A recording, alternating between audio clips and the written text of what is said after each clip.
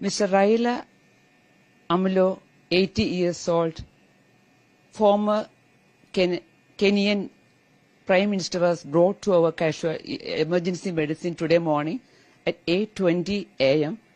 with a history of sudden collapse during his morning walk at Sritariyam, which is an Ayurvedic hospital close to our place.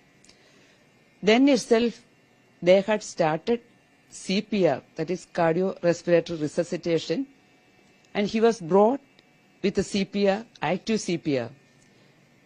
His doctor and security were with him, and we continued CPR and did emergency intubation, that is putting a tube in the respiratory system, trachea, and continued CPR along with other resuscitative measures.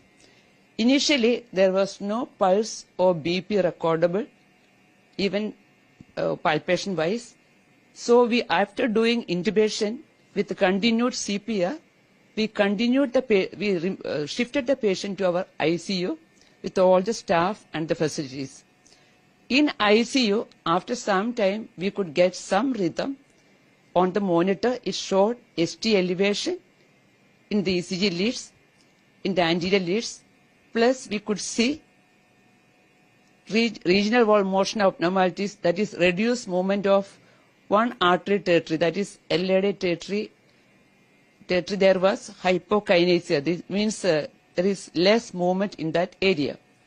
So after stabilizing him with some IV fluid and all, we just give him an injection, that is injection reticulase, for dissolving the clot if it is there in the coronary arteries. And we could see him with a significant edema of the right lower limb, right leg.